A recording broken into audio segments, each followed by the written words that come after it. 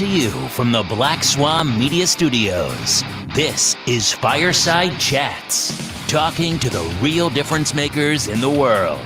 Now, here is your host, John Crump. Happy Friday, everyone. I know I wasn't going to do another one of these until Sunday night, but you know what? I love you guys so much. I have to do one on Friday because I just need to blow off some steam and talk about some 3D printing.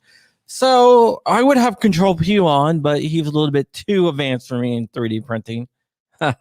So I got someone else who does a lot of 3D printing. Myself, Guns and Barbecue, Womp Dog, Cody is out there. Guns and Barbecue, are you going to the IV8888 shoot? Swamp Dog, I know you are. But let's bring in my guest after I play my sponsors, I guess. We are once again sponsored by Amaland, of course, because they pay me. And they bought me all this awesome equipment. But we're also sponsored by Tusk. Proudly sponsored by TUSC, the only cryptocurrency designed with the firearms market in mind, with 3-second processing times. It's the fastest cryptocurrency on the planet. With lower transaction fees than traditional credit cards. It's perfect for your e-commerce needs. For gun guys, by gun guys. Visit TUSC.network for more information and join the digital revolution. And those guys are definitely gun guys. Don't let anyone tell you anything different. They are definitely gun guys. And we're also sponsored to you by Black Swan Tactical, where you can actually get my guest gear at.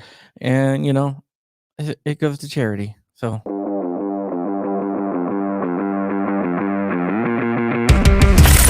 Black Swan Tactical, your number one source for 2A streetwear.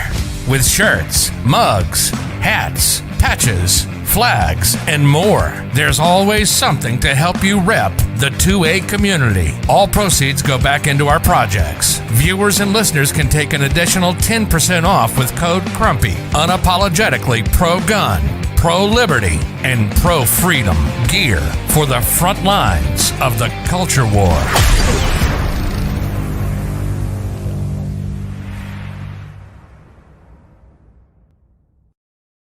And the two commercials you just seen, if you're thinking about being a sponsor, we can work those out because I created those. I also have a Patreon. You can help me do what I do best and investigate the agencies and organizations that want to violate your God-given and constitutional right to bear arms, as well as keep an eye on the industry to make sure they're not trying to screw you over. Go to patreon.com/John Crump. With all that out of the way, I guess I'll go ahead everything out of the way. Let's go ahead and bring on my guest. He is the flying man himself, the guy that crashes a lot. Hi, Mr. FNH, and his name is Flying Rich. Rich, two crashes. You know, the saying is, let's see, any landing you can walk away from is a great landing. Any landing you can reuse the airplane is a good landing. Oh, wait, no, I did that wrong. No, any landing you can reuse the airplane is a great landing. Any landing you can walk away from is a 2 good landing. So I've had 2 good landings. Okay. Have you ever seen this book? It's called 100 Daily Skills by a guy named Clint Emerson. No.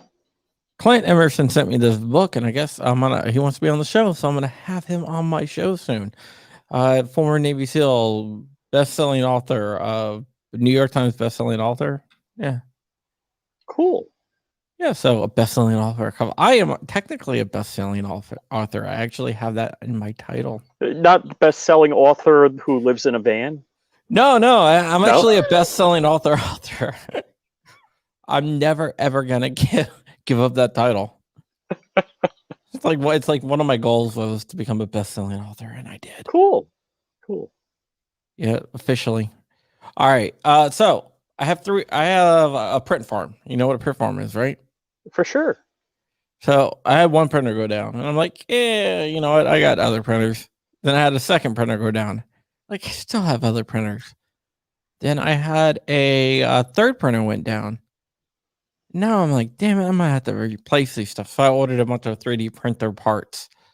And once you order stuff, right? Once you order stuff, you start getting ads. And I saw a Oh. very interesting ad. And I was already thinking about doing this. So if I'm going to add either a resin printer, which wouldn't be really be Ooh. part of the print farm, but I'm kind of hesitant because resin's like messy, a little bit dangerous. Are you that OCD?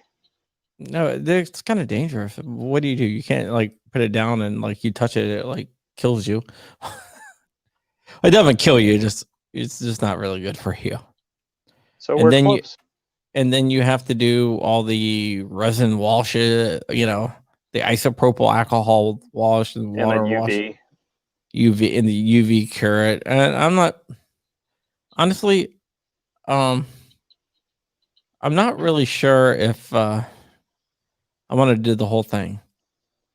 Yeah, I don't have any firsthand resin experience, but looking at what people can do with resin, oh my gosh, that is just so cool. Yeah, it's very, very accurate. The thing is, I don't think it would be really good for gun parts. But you It's could, I brittle. don't. So there are actually a bunch of neat resins out there. There's a bunch of different types of resins, and let's see, who is the Portuguese guy? He's got a YouTube channel. He's been printing rocket engines. I'm not really sure. Oh, it's a weird name, but anyhow, I can send you the link for that. But he mixed like I don't know if it was gunpowder, but something like gunpowder with the resin, and was like trying to 3D print with a resin printer a rocket engine, model rocket. Did it work? Yeah, it depends on what you consider work mean. Okay, so no. Did it The burn? answer is no. Yeah. Did it burn? Shoot flames out the back? Yes. But no thrust. Yeah, nearly none. So I'm thinking about getting adding to the print farm with a printer that actually have dual extruders, which I already have, and a couple of mine that have dual extruders, but like these are independent. Oh, that's messed up. So you can print independently of each So other. are they on the same horizontal rail, or They're are on the they same horizontal rail, but they move independently of one another? That's kind of interesting. So you can do like All right. really cool So stuff. let's back up. You have a print farm. So what are the printers you have? Ender 5s, the monoprice ones, the Flash Forge Dreamers. So Ender 5, that's a bigger printer, right? Yeah. So it's bigger than 240. What's the? It's like 300. It's like 300 by 300 by 325, I believe, something like that. So for those of you that don't know, basically there's a 3D space that you can print in, and that's how they talk about size and printers. Yeah, but they got one that's 300 by 300 by 325 with dual extruders, which not a big deal. Like a couple of my printers have dual extruders, but they're independent. Okay, so the one you have one with dual extruders now. What do you do? Just two different colors? Yeah, 2 different colors. Or you can do like a water soluble. Right. Yeah. So one of the problems, and again, I don't know how many people are watching right now know about 3D printers, but like Prusa came out with an update. I guess it was on their slicer for water soluble, because the water soluble filament is expensive. And so what Prusa did is in their slicer, so if you need like the water soluble, it'll put a couple of layers of water soluble, then it'll print the regular plastic like PETG or whatever it may be, and then it'll print the water soluble on the other end. So then you're not using up all of your expensive water soluble filament. You're only using it where it meets. And so that piece will wash out and use a minimum of that. So the problem with 3D printing is you need supports. And then a lot of things. So once you have the support, now you got to break them away. And if it's a finished area, then it's kind of messed up. So you might print something upside down or right side up or sideways, depending on where your finished area is and where your supports are.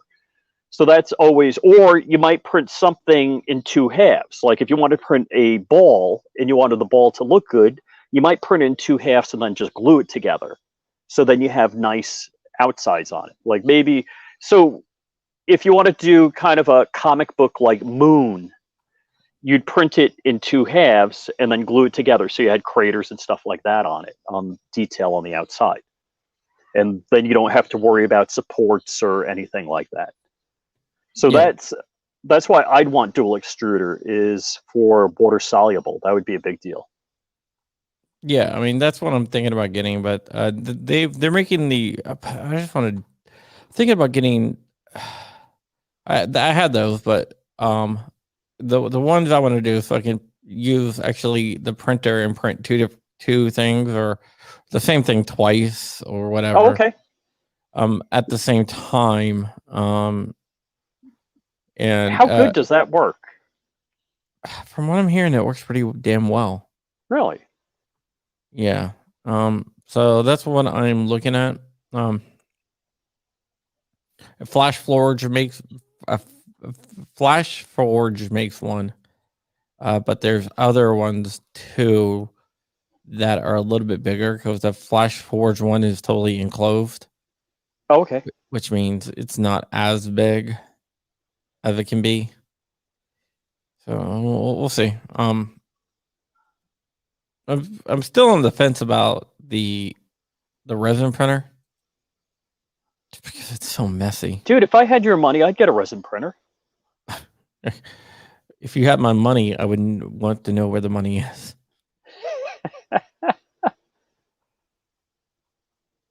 Yeah, so we'll see how it goes. So what went wrong? What parts did you order? A couple different parts. The first one is the hot end, the heating block. Okay. Then another one of the motors burned out. Really? A stepper? I've never had a stepper motor burnout. Yeah, I haven't either. You sure it wasn't the stepper motor driver? No, it's the stepper motor. You switched it out and you saw that. Okay. Yeah. Huh. So the stepper motor broke on that one, and the other one is just the block, the heater block again on two of them. Well, One broke like a year ago. I just didn't. oh, okay. So really, it's not the heater block; it's just the heating element. So you get another heater cartridge for that. Yeah. Yeah. So here's what I one. You know, you got to have nozzles kicking around. Maybe spare belts. Mm-hmm. Got those. I've got thermistors. Big print. I'm doing like a 12-hour print, like 11 and a half hours into a 12-hour print on my Ender 3, which has been flawless. The frickin' wire on the thermistor breaks. Like you. So it has no idea what the head temperature is, the print head. And so it just goes into an emergency shutdown, but it doesn't tell you anything. It just like does a loud beep. So I had to diagnose it. And I hate to say it, my ANET, because I built every part of that printer because it comes as a box of parts. I mean, other than soldering the board together for power, the power supply board, I built every stinking thing on that printer. So I know that printer inside out. Well, the Ender 3 takes like 3 hours. Basically, you screw the upright in, and that's most of the work. And I was like, gee, how do I diagnose this? Because I didn't build it. But yeah, I would definitely, I have spare hot ends kicking around, spare heating elements, spare thermocouples, spare nozzles. Order them on, I hate to say Amazon, but yeah, they're cheap. They get there quick. Yeah, I mean, I got plenty of that. And I got to also replace a Wi-Fi card in one of my printers. So, you have the motherboards that are Wi-Fi enabled? Yeah. Oh, okay, yeah, because I do I just have a bunch of Raspberry Pis, so I use Octoprint on the Raspberry Pi and hook that to the printer. Yeah, so I got a Wi-Fi, a Wi-Fi card, but I mean, I'm using the Raspberry Pi stuff, so I don't have to worry about the Wi-Fi card in that one. But eventually, I do want to replace that. And you're using Octoprint on a PC, or what are you using Octoprint on? Yeah. Oh, okay. Well, I got it on my Raspberry Pis right now. Okay. And so Octoprint, for the people that don't know, is basically it's a print server, just like you would have a print server for like an office connected printer. And so what the coolest thing, do you use Cura as your slicer? Yeah, I use Cura as my slicer. I also been using, honestly, I've been using Flash Print as well. I don't even know what that is. It's another Cura type thing. Oh, okay. So Cure connects to the Octoprint. The Octoprint connects to the printer, and you can see you have a webcam on the printer also. So you can see from Cure, like you can slice something, and then you just click print, and boom, it sends it to the stupid printer, and it prints. It's just like, because it used to be you have to save it to the micro SD card, plug the micro SD card into the printer, blah, all that kind of stuff. It's a pain in the ass. Now I think I got one thing better than you. I have on premises Spaghetti Detective running in a Docker container watching my prints. So I have an AI watching my prints. Yeah. So basically, what that means, I'll explain this one. Spaghetti is like when your print f up and you have this big thing. It will stop it from doing that. It looks like Brillo. You get it, like something will happen, and maybe the print head gets, like, your print starts warping, and the head knocks it over, and it falls over on the side. So then it's just printing spaghetti in the air. It looks like a whole bunch of Brillo. Yeah. FlashForge is starting to make printers with cameras built in. Nice.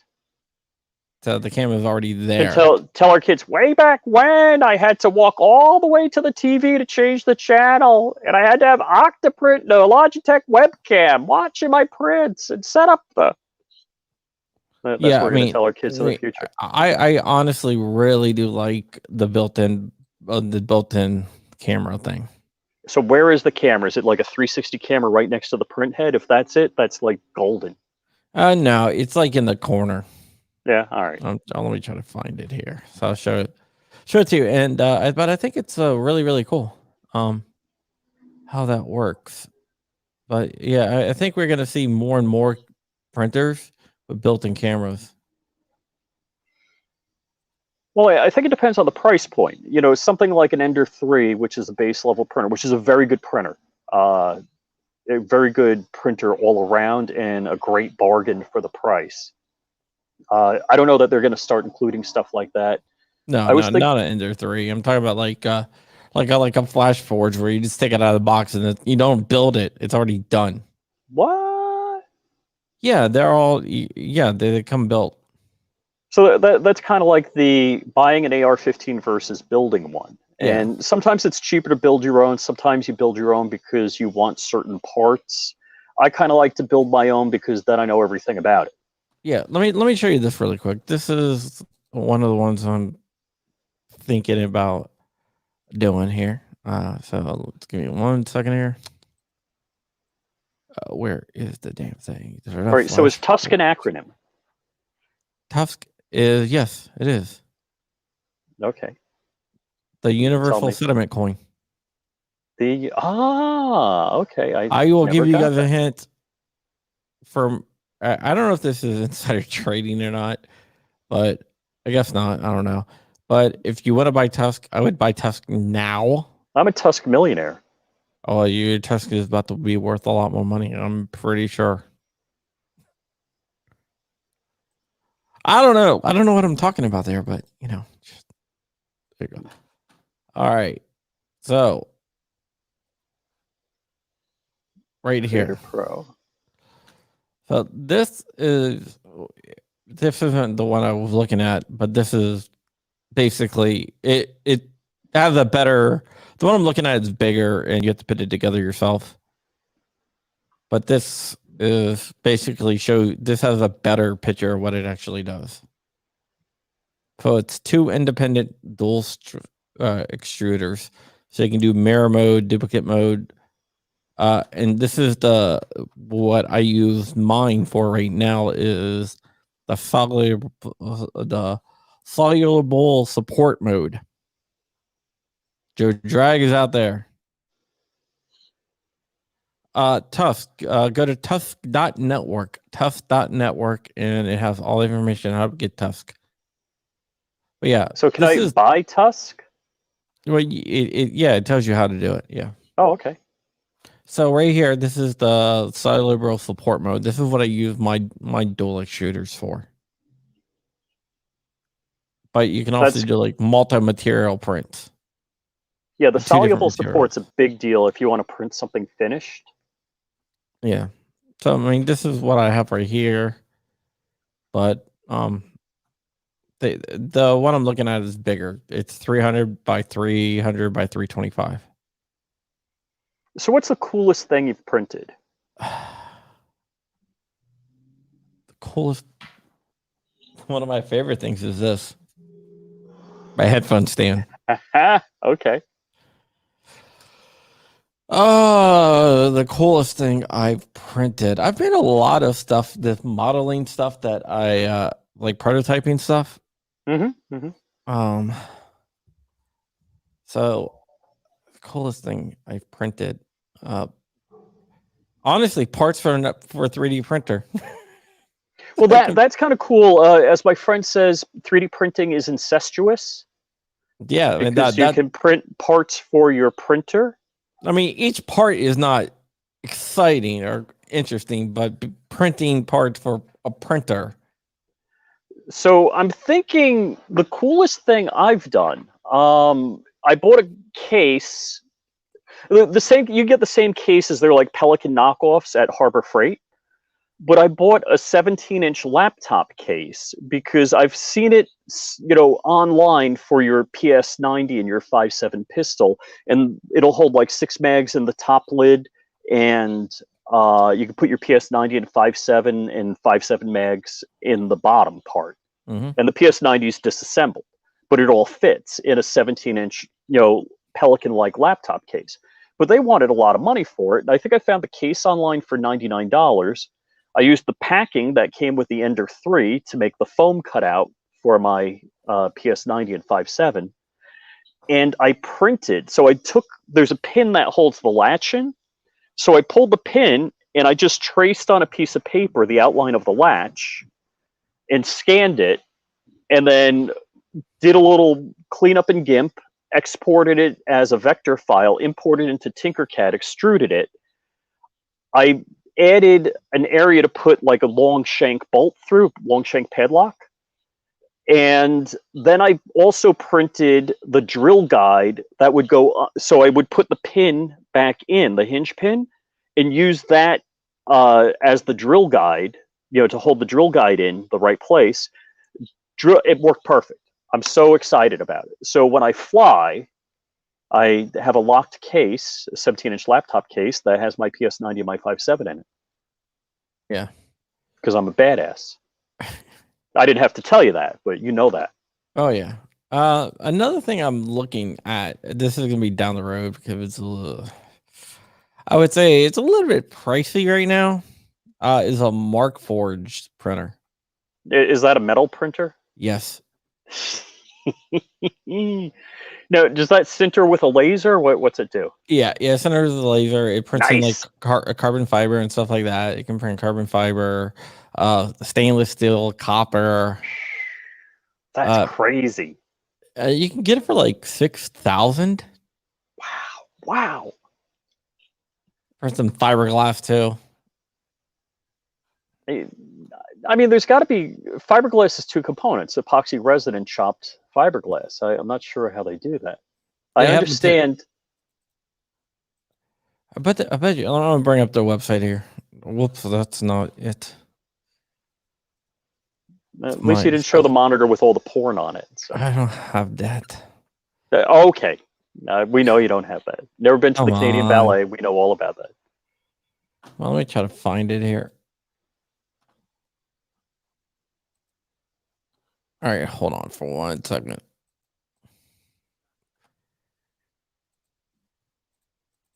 For some reason, I can't get their damn site to work in Brave, so I gotta do it. You got to use Vivaldi. You can't use Brave. I like Brave.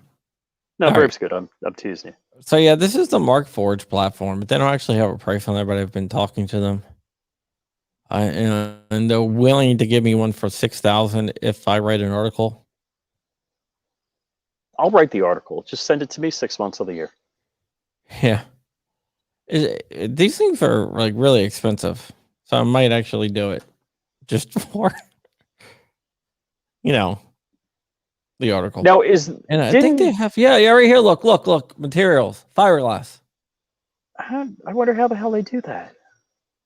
I knew they had fiberglass. Trying to tell me they didn't have fiberglass. I didn't say they didn't. I just don't know. I understand when you do like sintered laser metal that you put a thin layer of metal down and then use a laser on it. That makes all the sense in the world to me. This is one of the things I want to print in. You're going to print a bulletproof vest? Yes. You know what type of article? That would be a fantastic article.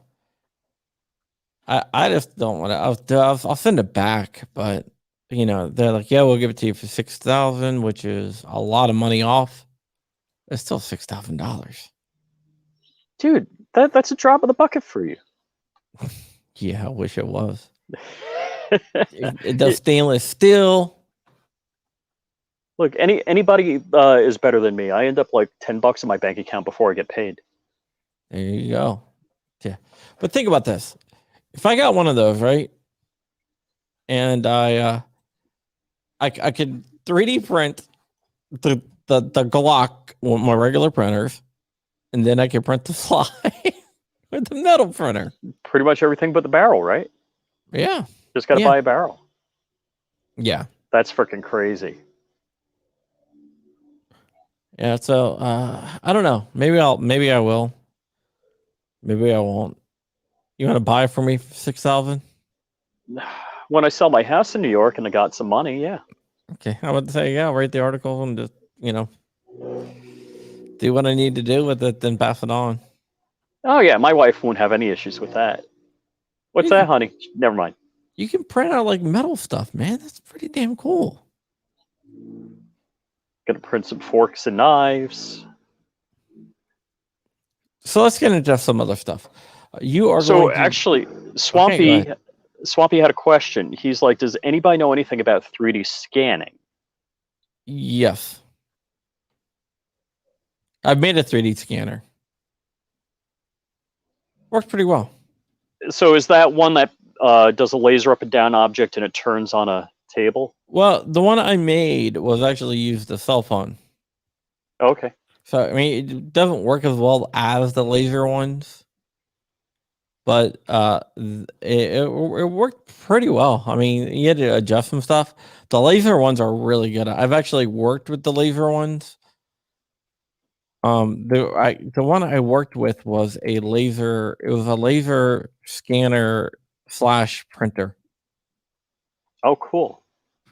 So, you know what I find interesting? I used to talk to people about faxes. Like I think people kind of early on with email, they didn't understand attaching a Word document to an email and then them printing it out on the other end. But a fax seemed to make perfect sense to them. It's like you shove paper in New York and it comes out in California. It's like, yeah, nah. So, boy, this is like 20 years ago. I met some guy at Cornell, and they had a 3D scanner, and they could scan people. So they scanned one of the students, and then they had a resin printer, an early resin printer. So they scanned her and then printed her. So they had like a Barbie doll size replica of her, or basically it's a 3D fax machine. That is really cool.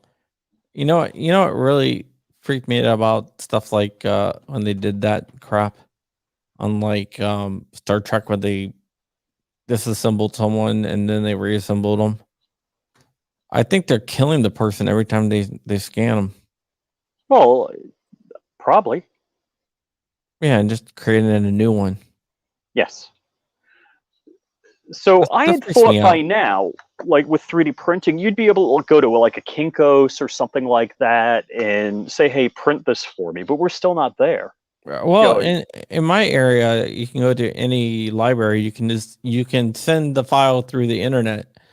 Oh, and all cool. Our libraries have maker spaces, which is basically like a huge print farm. So you send it through the internet, and they'll say, okay, it's going to be ready to be picked up. And they get mad at you. No, really, John, that is a gun. We know it. We know it. Yeah, I have not tried to do that with that. What you need to do is you need to print a breakaway box around the grip of the gun or the AR-15 lower, so they really don't know what it's in there. And then when you walk away with it, you just break it open, and it's like, haha, I did print a gun. Yeah. Yeah, Jason King basically did what I did Oh, with okay. the with the Xbox. Anything with the IR scanner, you can do it. Yeah, I tried a phone app on I have an Android phone. It didn't come out so good.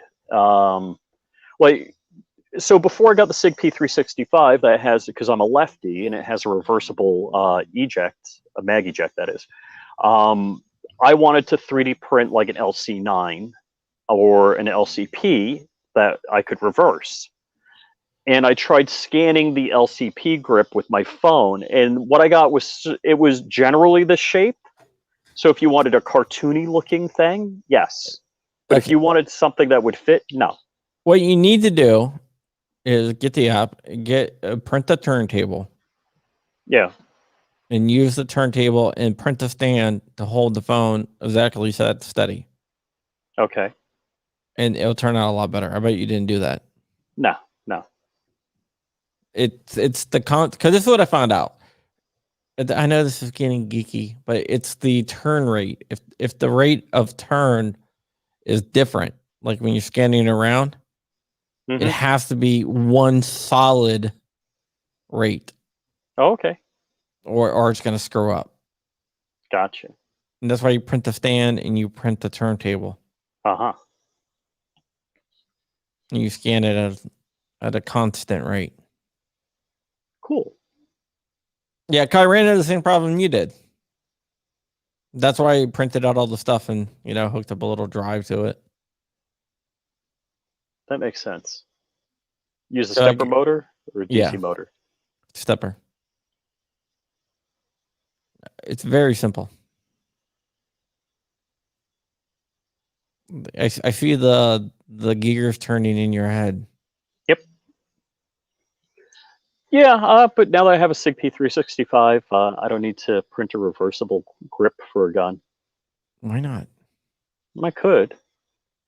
I have some of my ARs. I have ARs set up for left-handed shooters. You're not lefty, right? No. You just in case you're out with friends? Yeah, just in case things go to hell and like some of my militia people after when the end of the world, when I formed my militia, I said left-handed. I'm a little mad at Tim from Military Arms Channel because he shows shooting a Steyr AUG lefty, and he has the tactical mustache, and it just bounced off his mustache. Well, if you don't have the tactical mustache, it just leaves crescent-shaped cuts in your upper lip. Ask me how I know. Oh yeah, I can almost guarantee it. So you're a lefty? Yes. Have you ever thought about training with your right hand until? Well, pretty much as a lefty, most of your life you're doing everything ambidextrous, especially in machine shops. Yeah, well, so, circular saws are right-handed, pens are right-handed. Yeah, I used to shoot left-handed. I'm not a lefty. Yeah, I mean, I can shoot righty, but I'm definitely better lefty. I basically changed my dominant eye. Walked around with a patch on my eye until my right one became my dominant eye. Oh, wow. So I can shoot better right-handed. Well, I did the dominant eye exercise. I always thought I was left eye dominant, and apparently I'm not. Well, I am. I was. So I was kind of surprised at that. Yeah. Okay. Let's get into IV 8888. You're going to IV 8888. I talked to Hank today. He's going to be there as well. Cool. That means Lola's going to be there. Lola's going to be there. That means we can all stay in the van because he's going to be camping. I'm not staying in a van with you guys. No, I got a hotel room booked. So do I. I think our Airbnb. I don't know what we got. I didn't book it. I'm at the cheapest place in the world. I didn't book it. So actually, I'm writing up. I'm going to be writing up with, let's see, 2 guys? Yeah, 2 guys, maybe 3. Who you going up with? Let's see. X7 Studios. He's from Miami, and one of my friends who's a local guy. Let's see. I'm trying to think what name he goes by. I forget what name he uses on YouTube. I don't know. I'm looking forward to seeing a lot of people that I've never met in real life. And I'm going to be, in case you don't recognize me, I'm going to have that same truck that I had in New York, and it's going to say guns, ammo, and candy, all free inside. Yeah, I'm not a really big candy guy. Guns and ammo, yes. Yeah, yeah. I was talking to Hank, and I was like, "Yeah, we're gonna finally get to meet for the first time." He's like, "I've never met you." I'm like, no. He's like, "But you've been on my show like 30 times." I'm like, "Yeah, no." That's funny. Yeah, John and I just happened to be in New York at the same time earlier this year. So yeah, like right next to each other, actually. Went out to the diner, then I got COVID. Thanks, Rich. Hey, I was COVID free for a couple of months at that point. Yeah, I don't believe you. You were asymptomatic. Come on. Did you get the vaccine? Nah. I'm vaccinated. No, if you want to take that experimental poison, good for you. Well, here's the thing. I really don't want to be stuck as like in a zombie apocalypse. I'd rather be the zombie, so I took the stuff. So. Oh. Yeah, did you watch Johnny B's Spicy Friday? No. All right, so you just got the meme. You've probably seen the meme. It's the monsters. It's like everyone got the vaccination but me. Yeah. You never saw the monsters? Yeah, I've seen the monster with. All right, but the niece, the good-looking niece. Good-looking niece from the. There's a blonde. Yeah, there's the niece in Monsters, and she's normal. She's not, a monster.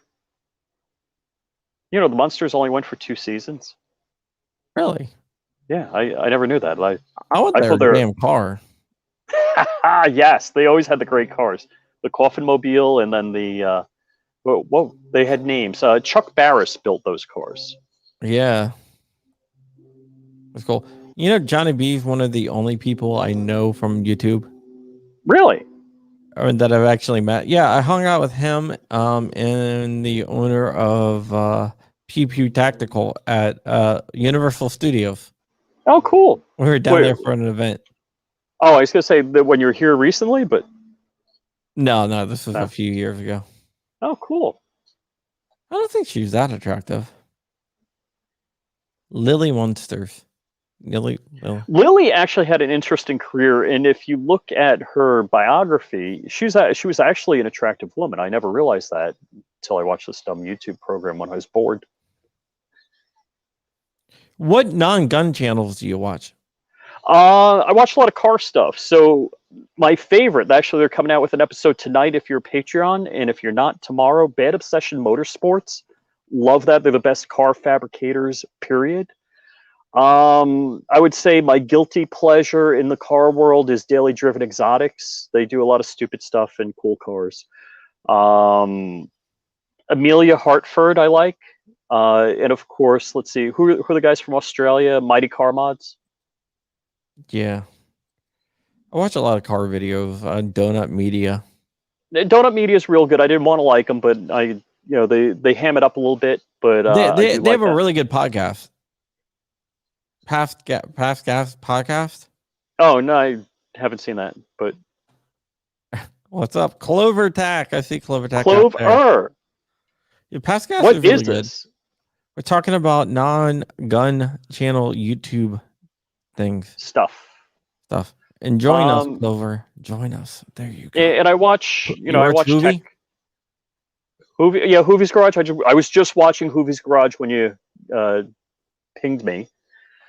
It was the episode about the fuel pump on his Suburban going. No. You watch Sam Crack? Yeah, Sam, because actually I was going to say he's local Floridian, but he's like West Coast, Panhandle, Florida. And Tavares, who's Orlando-ish. Hold on.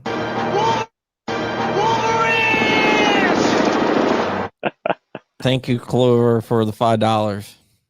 You just trading $5 back and forth till YouTube gets all the money. Yeah, exactly. You got to trade Tusk. You got to I tusked you. Oh my goodness, it's Clover. We're getting Clover, or his angry icon. What is up, Clover? Now Clover gave me his phone number. I don't know if he regrets it or not. I have Clover's phone number. Let me put it out there for everyone. It's not difficult to get. So, Hey, Clover, ham it up all you want. I'm not saying you're not special, but you're short bus special. What? Rich is mean today, man. No, he's saying I'm short bus special. Is what he's saying. I'm not mean. I'm just feisty today. Feisty. Have you ever watched Ryan Reynolds' channel? No. Oh my God, it's like gold. Really? He only does like 30-second videos, but it's like I'm gonna play one for you guys. This is like Anything Goes Friday, Clover. You're not violating YouTube terms of service. Ryan Reynolds don't care. Wait, the Canadian guy, Deadpool. Yeah. Hold on for 1 second. Let me just. Come on, dude. Right, it's not playing because he's a socialist. He's a commie. He's funny though. He's funny as well. Get out. I love the Deadpool movies. All right, here you go. Watch. No. Really? Where is my damn thing? I know where your thing is. No, I don't know where your thing is. Don't even go there, Rich. All right, here we go. He's not talking. You can't hear him? No. Oh, come on. Yeah, it just go to Ryan Reynolds' YouTube channel sometimes. It's like freaking hilarious. You always have Hugh Jackman on there and stuff, which is kind of funny. So Clover. Yeah. Hold on. There you go. Thank you, Joe Drag, for the $50. So what do you have going up? Any lawn chair pops going up or anything? That happened Monday. Talk about it. That's why I wanted you to talk about it. What do you want me to talk about? What did you shoot? We do the lawn chair pop it's supposed to be every second Monday, but for the last 2 months, I've had events that have gotten in the way of being able to do it on the second Monday, so we've had to do it on the third Monday. But we did the Stevens 87J Monday. What is that? It's a semi-automatic tube-fed 22 long rifle. Nice. How did you? One question I have for you. How did you come up with the lawn chair pop thing?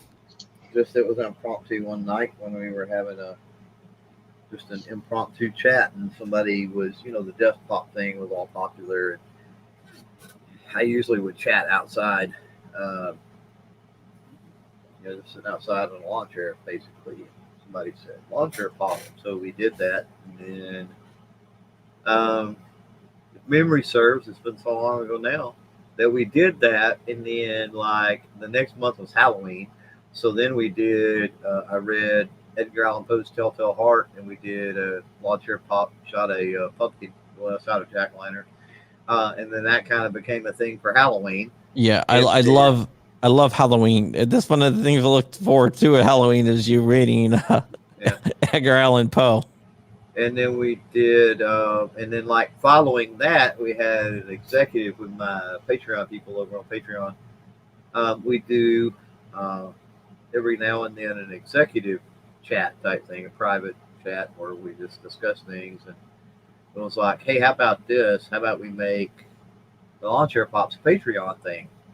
And you guys can pick the firearm that we use every month. And then we did that for a while. And then what I would do is I would do those. They would be totally private. We'd do it live, be totally private for the Patreons. And then the following month, when we did the new Lawn Chair Pop, the previous month would release to the public. And then YouTube changed their policy and said, you can't handle, shoot a firearm, all this stuff live. So I had to pivot. And so now the Patreon folks, they still get to choose the firearm. They're still eligible for all the contests and the other things that we do during that volunteer pop. And it's still for them ultimately, as far as participation in the chat and all that. But they are public as a premiere, like I said, typically every second Monday. So there's no way to really get around the whole live thing. I thought about taking it to Instagram, but then tying Instagram into Patreon is not that easy. And a lot of my Patreon folks, they're like all on YouTube. Nobody, there's multiple ones that are not even on Instagram. And so, yeah, you do what you can, right, to try to work within the policy sometimes. Yeah, I mean, have you ever thought about D Live? I thought could integrate very easily into Patreon. I thought. Yeah, but then you get into platforms and different things that you've got to direct people to. So you're into the same thing as trying to do something on Instagram. The thing about Patreon is, and I'm this way too, we talked about it last night on the Nerd Chat a little bit. The majority of people that support the channel over on Patreon, they do it to support the channel. And I'm the same way with those that I support over there. I don't do it for extra content and stuff like that. So that with that dynamic in play, if you make it any more difficult than it already is, if there's any more hoops to jump through or something like that, your participation is going to be even lower. So, by pivoting and keeping it on YouTube, just doing it in a different way, we added the element of the public just to come in and kind of get a behind the scenes of all the fun stuff that the Patreon folks and I do on a day-to-day basis, quite honestly. And then we still have that element of the chat during the premiere to be able to back and forth and talk with the Patreon folks. So it just works, and I'll back up a little bit and say too that while it seems the majority of people that do the supporting over on Patreon do it, like I said, for the support aspect, not necessarily for the extra engagement, the extra content, whatever. Those that do partake over on Patreon, those folks are usually pretty awesome. I mean, they're pretty doggone active over there. So if you support people on Patreon, I would say, engage more over there. There's an app you can get on your phone, and it's pretty easy. From a creator standpoint, the app sucks. But from a supporter standpoint, the app works pretty doggone well. So get the app, put that app on your phone, and then you'll be able to better engage with folks over there and get some of that extra content. A lot of folks do sneak peeks and special videos and polls and all kinds of cool things on top of if they've got any swag type perks in place, which a lot of people do. And also, I would say two other things. I would say if you are a creator and you have a Patreon, please do not be a hypocrite. Support other people in the same way that you have people supporting you. I think that's important. And there's also a tab that you can click in your settings over there that will allow people to see who you support.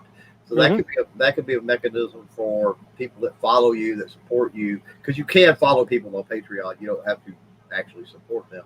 But for people that follow you and or support you, to find other cool channels and places that they might want to follow and or support. And then I would also say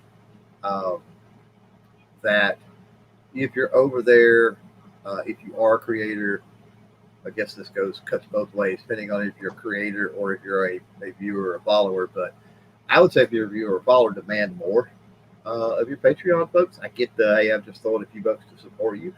But, it's real easy to do special content, to do sneak preview, to do little things. And if you're over there and you're supporting a creator that is not giving you any extra content at all, whether you consume that content or not, I would question whether or not your money is to continue throwing that your hard-earned dollars. Let's face it. At that particular creator, and I might find somebody on Patreon to substitute in their place that is actually engaging and giving back and creating content. It annoys me to no end. Um, I'll go over there and I've supported people in the past, and 6 months go by, whatever it might be, and they've not posted a darn thing, right? And they've got all these patrons, and you're like, why? Why are you? I don't understand it. I mean, it's supposed to be. It's not designed. That platform is a platform for a reason. You could just send a super chat here on YouTube.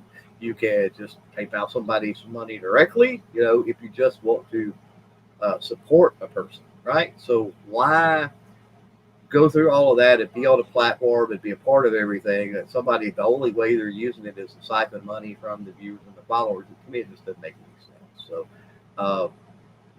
demand more from creators. My takeaway from it. Well, I am going to be debuting my new logo on Patreon soon once it gets done. The guy that's doing my logo is a friend of mine, and he's also one of the artists that used to work on Spider-Man. No way. That's cool. Yeah. He's also done Flash. I got a whole thing over there with him. We did Batman before. Aliens vs Predator.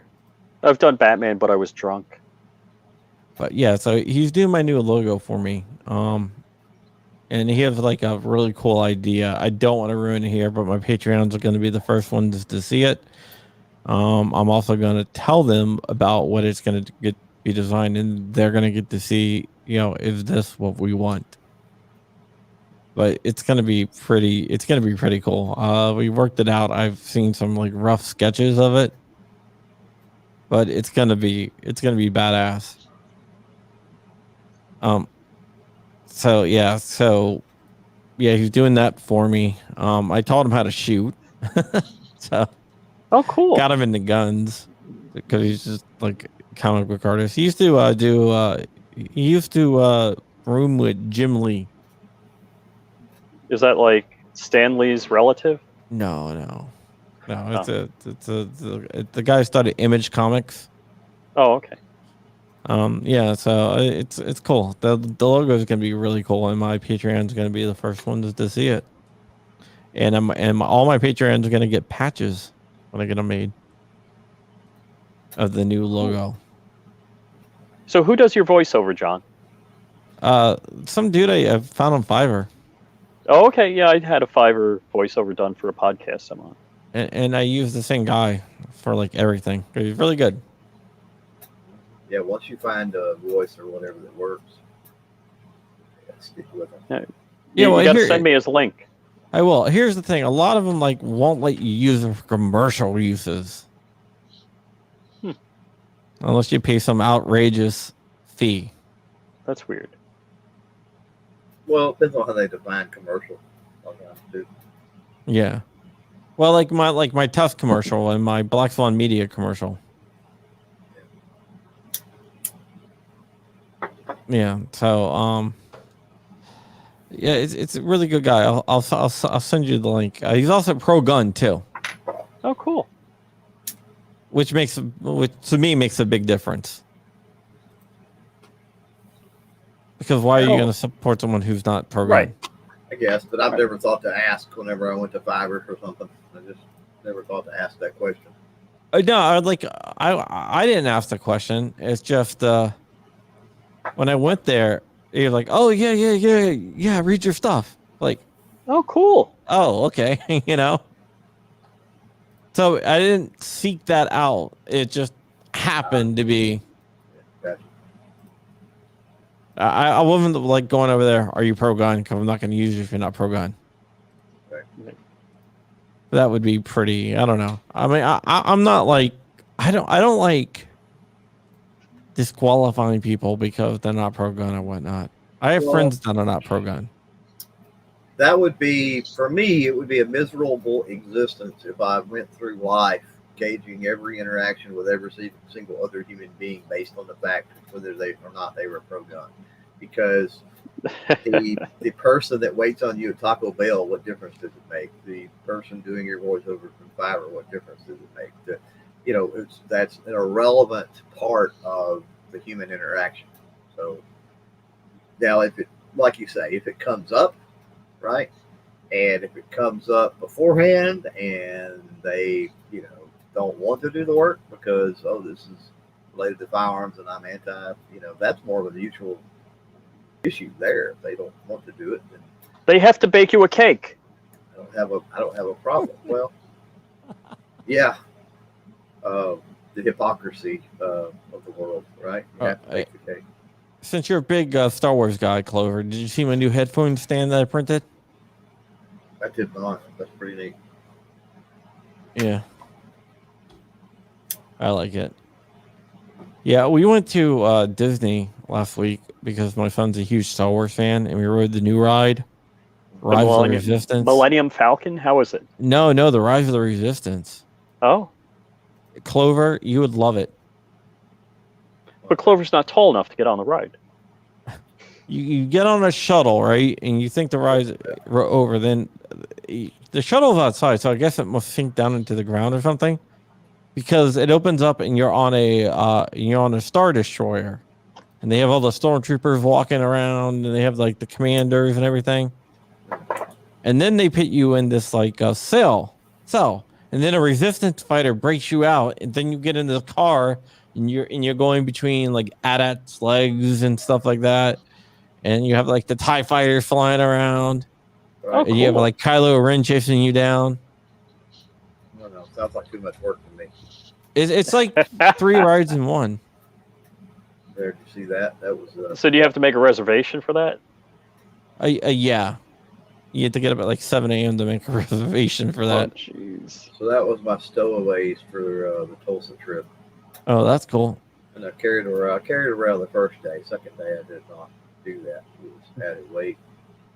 Gizmo and Grogu. Grogu? Yeah. So is there new episodes of The Mandalorian or no? No, only 2 seasons. 16 chapters. That's it? It's dead? Well, for now. Oh. They got the Book of Boba coming out. Boba coming out. Boba Fett? Yeah, that could be interesting. That was pretty good. Spoiler alert, I guess, for anyone who hasn't watched The Mandalorian, but that was a pretty cool. If you haven't seen The Mandalorian, come on. Yeah, some people are just kind of waking up to it. I get it, but that end credit scene makes sense. So we'll see what happens with that. That could make for a very cool spinoff, I think. Yeah, here's something. Spoiler alert. So if you haven't seen The Mandalorian, tune out right now. But Clover, what did you think of Luke Skywalker's scene?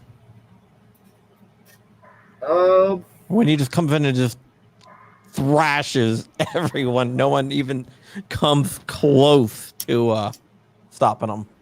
Well, I mean, it makes sense that he would be able to handle that situation pretty easily, I think. That was okay. That was kind of cool, I guess. I liked it. It reminded me of the Darth Vader scene from Rogue One. It was. Yeah, what should have been at the first of A New Hope, right? Yeah. It was very reminiscent of that. It makes me wonder. I mean, they don't really do things without thinking about it first. So it kind of makes me wonder if that wasn't some sort of a callback for that, for sure. But yeah, it's like one of the Dark Troopers was enough to almost handle the whole entire assault party, but Luke comes in and just takes out like 50 of them. Well, he should be able to. I mean, the Force is strong with him.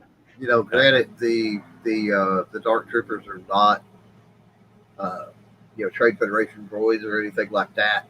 I get it, but theoretically, one Jedi could take out an entire platoon fairly easily of those type of things. So, it's not, I guess, in the not unreasonable. Like we're talking about something that's factual here, but it's not a stretch, I guess, to say that he can do that.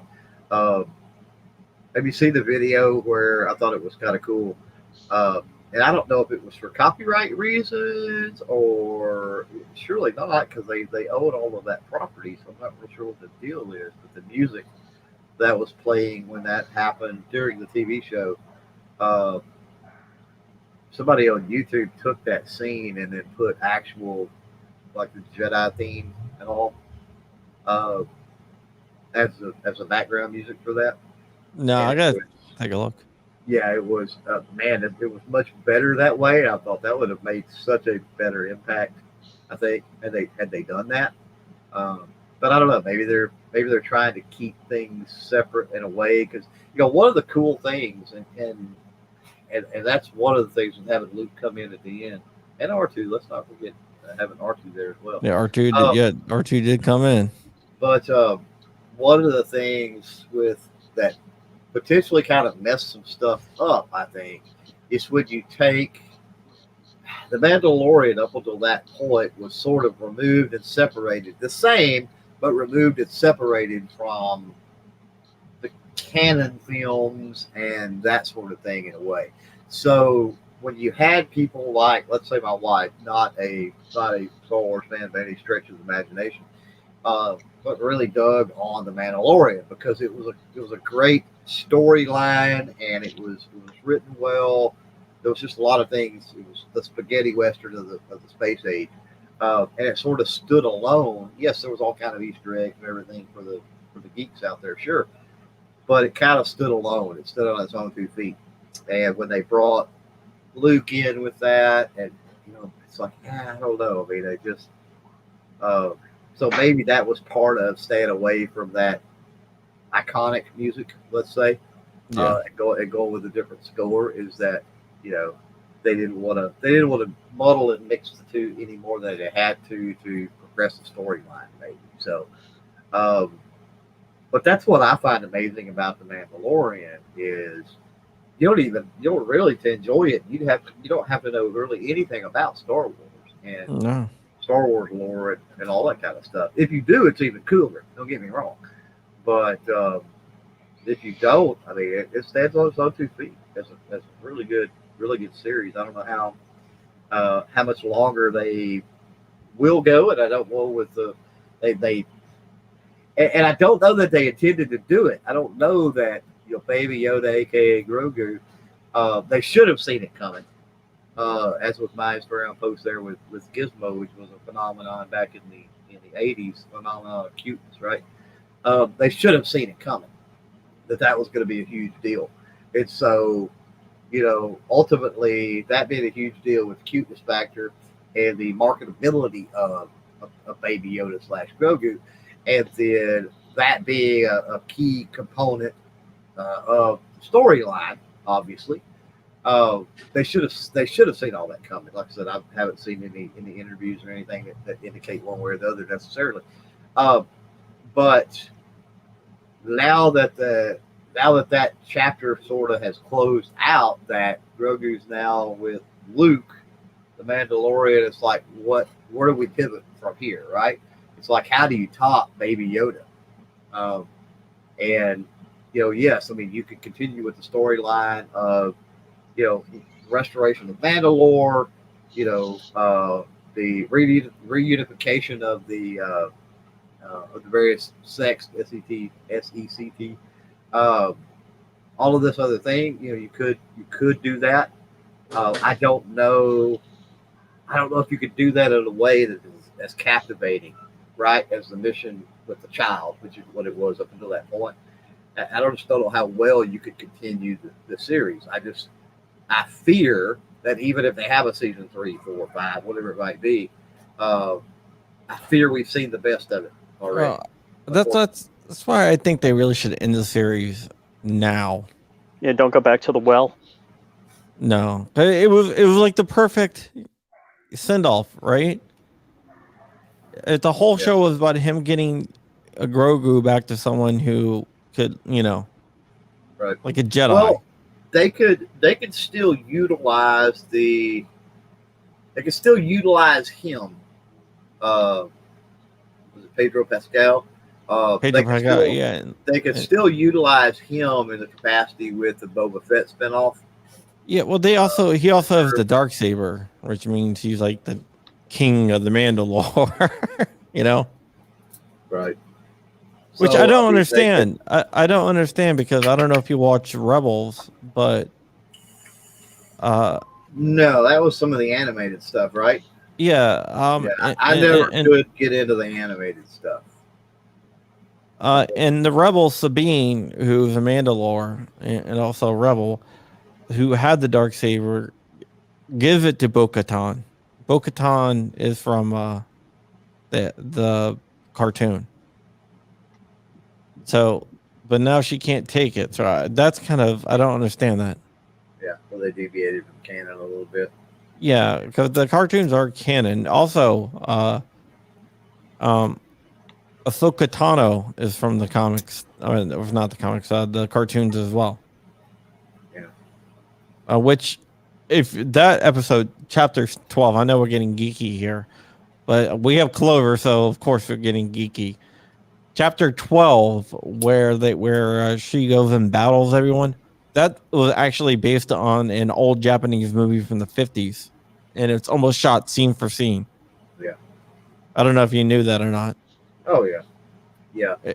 It's really cool. There's a video on YouTube where they match up the scene for scenes. And it's like they did a good job. Well, there's been a lot of that throughout the films and throughout Mandalorian that plays back to some of the old Japanese films, that plays back to some westerns. There's a lot of falling back on it. Gets into that the thing that Hollywood is often saddled with, which is there hasn't been anything unique created in years, right? They just pull ideas from the past, maybe obscure things that the vast majority of people have never knew existed, right?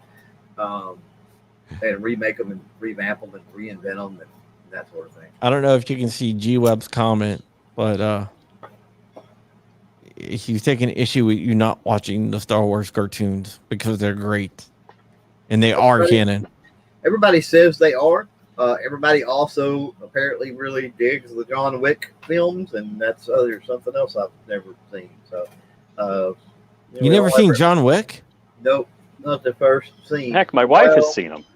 Well, I say not the first scene. I've seen obviously trailers and little clip things here and there, but no, I've never turned it on, watched it. I have threatened that if it ever comes on Netflix or Hulu, then I might have to sit down one day and watch them. But I'm not seeking them out. They're going to have to be in front of me for me to do that. Probably not a Keanu Reeves fan, unfortunately. Yeah, there's a meme, or like if somebody drew a comic book of like Infinity War, how to beat Thanos, and they tell Thanos that they feed the Infinity Stone to a dog. So Thanos is like, "Ha! I got the Infinity Stone," and he rips the dog in half. Then John Wick walks up and he wants to eat my dog. Oh, I don't know, because John Wick kills like Russia because they killed his dog. It was like everyone. Like, don't kill the dude's dog. I don't know. Funny. All right. Well, we've been on for over an hour. People are talking about the stuff right here. Space Texan does have a. Before we go, I want to get your opinion on Space Texan's movie. He wants a movie about vampires that team up with humans in a zombie apocalypse because vampires can't eat zombies, but there's obviously tensions between the vampires and humans. Well, I mean, that would be an accurate premise because, if I've seen that movie. It's called Stargate Atlantis.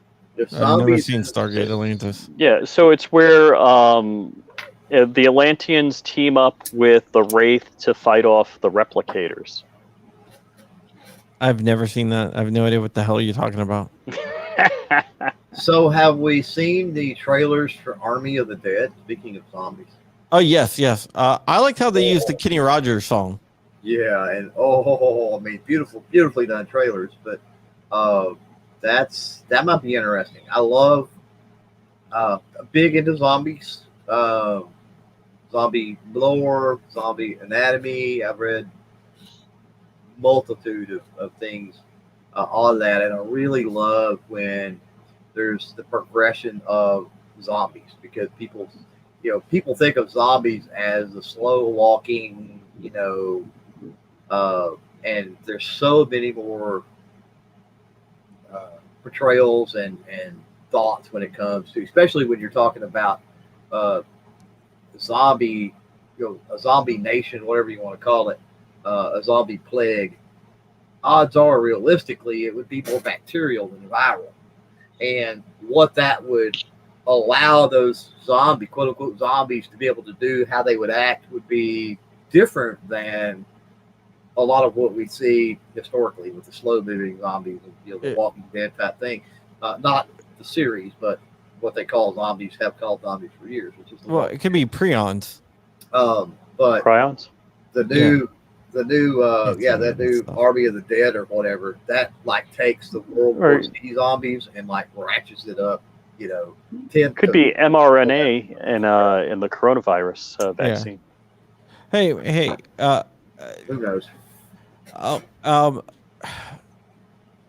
you know what really pissed me off about the Brad Pitt movie World War Z?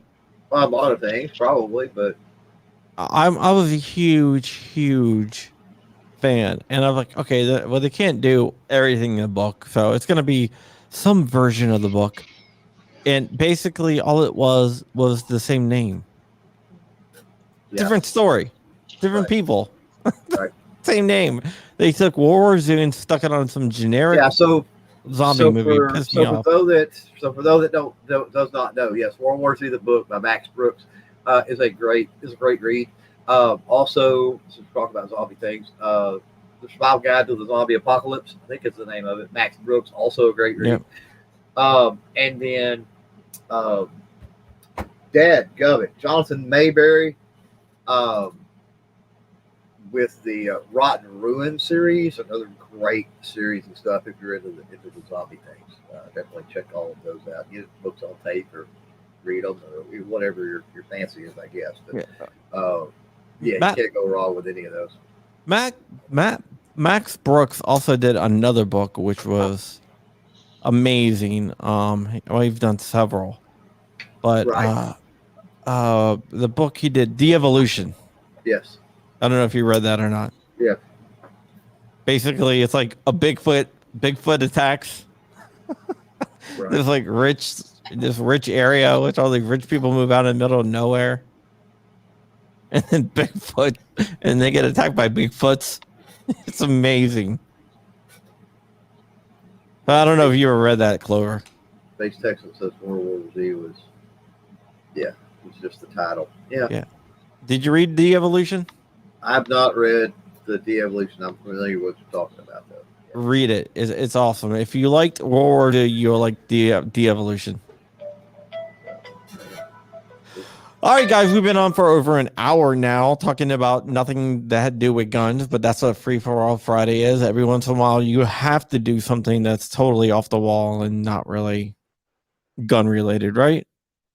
Unwind a little. Yeah, Jason King does bring up Firefly, which is an awesome series. Yep. And Serenity, which is an awesome movie. I only lasted one season. Made me mad. I don't get that. I think they had something going in. They did. It actually had really good ratings. It was just from what I've read, it was just someone at Fox didn't like it. That's pretty wild. They killed a series with good ratings because they didn't like it. I don't get it either, but whatever. But I want to thank my guest here. Remember, you can always go to patreon.com/John Crump. Join Gun Owners of America, Washington, D.C.'s only no compromise gun community. Go to tusk.network, TUSC Network and check out Tufts. They're really, really cool. And use code Crumpy at Black Swan Tactical. And we can get some money for some charity stuff going here. Black Swan Tactical. You have Sandhill Shooter over there. You have Flying Rich. You have Gorillas and Guns. You have me. And like I said, it's for some good causes. All right. So Clover had to jump. And Rich, I'm going to let you go. But before I let you go, why don't you tell us where you can be found and what you have coming up or anything you want to talk about? So you can find me at flyingrich.com or youtube.com/flyingrich and on Instagram at flyingrich_official. And I may or may not actually shoot a video today over there with my 5.7 guns. Can you shoot on your own property?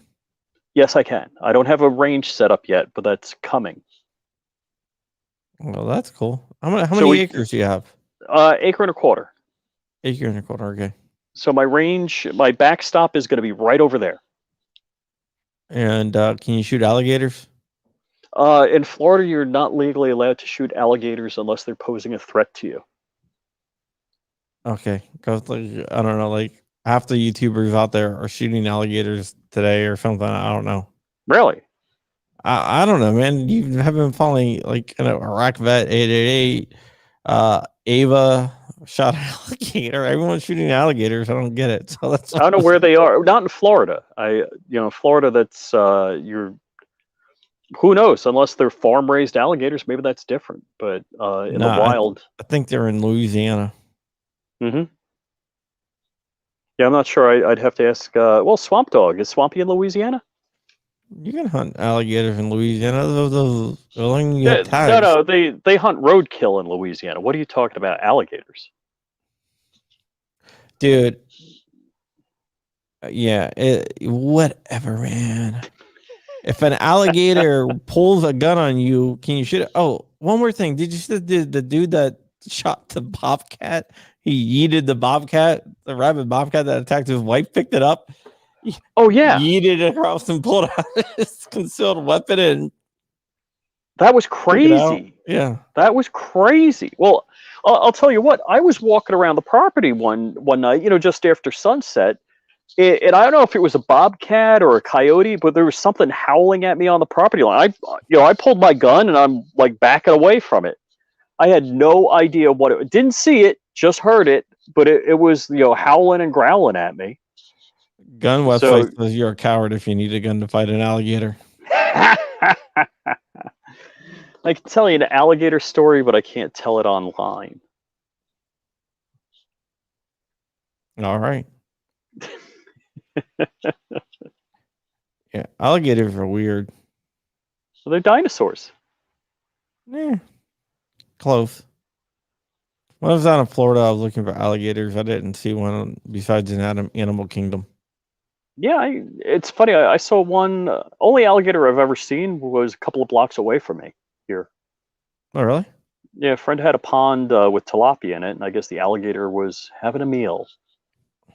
I don't know where it came from or how it got there, but... Did you call the animal control place? That's the part I can't tell you about.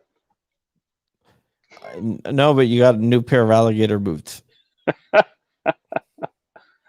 Well, could be.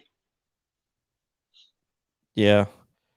I don't know. Alligators are interesting creatures. Yep. Yeah, there's some nice areas to nice park by me, and you can rent canoes, which is horribly expensive there, but if you bring your own, you can just dump it in. But I'm sure there's alligators in the water, because they do. Last time I was there, they warn you about it. Don't feed them. Yeah, they like marshmallows. They do. I went on this airboat down in the Everglades, and the dude, he I don't know, he's like Dr. Doolittle of the Everglades. He'd go, "Come here, mama. Come here, mama." And he started petting the water, and the alligator came up and right next to the boat, and he's sitting there. "Oh, this is mama," petting it. Like, what the hell? This dude was Dr. Doolittle. He would call the birds. He'd go, "Oh, really?" Bird would come like laying on his hand. What the hell? I've seen that. I was in Costa Rica in the rainforest, and this guy was like the same way. It was unbelievable. He's just calling wild animals. Like, freaking alligator. He's petting the alligator. Alligator's just sitting there going, "Arr." He's petting it and then called a bird down. What the hell? Like, this isn't supposed to be like that. Oh, that's cool. Yeah, we're on an airboat. It was very, very interesting. I've never seen anything like that. Space Texan thinks that alligators are effing robots. Jason King says, because Jason's from DC, he says the DC swamp only has rats, and most of them live near the White House or Capitol building. Capitol building. And somebody's trying to sell followers. Ban that dude, whoever that is. Any app. Really? Yeah, Where do you see that? I need some followers. How do I buy followers? E-tel, and it has a phone number, I guess. To buy followers, click this link. Oh no, that's on Twitch. Are you streaming on Twitch? Yeah. Oh, Man, that's not on YouTube. Yeah, if anybody wants to buy followers, there you go. Don't do it though. It actually hurts you. My second channel, I put in for monetization now. Oh, cool. Yeah, it can take up to a month, which is actually my first channel now because it actually has more people than this. But you got 2K subs. I have 2K stuff channel. on this one, and the other one it has a few hundred more. Oh, cool. You move it up. Yeah. I just got to break more news. Don't you do that in your sleep? No, I have freaking tons of documents here, man. I got a document. Hold on. Tons of leaked documents? Check this out. This right here. This is what I'm going through. This is an ATF leaked manual. That's not the 100-pager, is it? It's 171. Oh, that's a different one then. Yeah, it's a different one. Let's see here. I can give you some information here. Like, if the ATF seizes your rounds, they're not going to give you back your ammunition, but they will give you back your the monetary value as they deem it monetarily valuable. And hold on, I got to do this. So basically, if you have, let's say they take Richard Monder. I'm going to talk to you about getting you on the show to talk about English firearms law. But like, let's say they take your rounds, right? 10 cents a round. That's what they give it to. They don't give you back a round. They give you 10 cents. Let's say you have 1,050 50 cal rounds that they had to give back to you. They're going to pay you 10 cents per 50 cal. That's nuts. And why? I don't understand. I can understand taking my firearms, like whatever red flag law, not that I'm, in on that. But let's say for some reason they come to, why would you take my ammo? Well, they have it in here. Here it is. 10 cents per round. That's crazy. And if they seize your bank account, they are supposed to get a cashier's check as soon as possible. And as soon as possible is by their definition? Like, go to the bank, get a cashier's check for all the money in your bank account. Wow. If they seize your cigarettes and they have to give it back, they don't give it back. They give you the monetary value, which they figure is $1 a pack or $10 a carton. Oh my God. It's like I have no idea. $20 a pack now. Yeah, well, they give you $1 for it. Nuts. So this is kind of crazy, right? Oh, yeah. And instead of and they don't actually count rounds, they weigh the rounds. And like for 9mm, they figured it is for 9mm. Let's see here. Mixed. So they're declaring a weight for the 9mm. It's not like they weigh one of yours and then multiply it out. No. It's like, for example, .22 caliber, they weigh as 0.01 pounds per round. 0.01. That's crazy inaccurate. For handguns, if it's a 45, 9mm, 38 special, 357 Magnum, 44 Magnum, doesn't matter. That gets weighed in as 0.04 round. This should be done in grams. Yeah, it's not. For all rifle, no matter if it's 50 cal or whatever, or 223, they weigh that at 0.05 pounds per round. That's crazy. Yeah, he talks about counterfeit currency.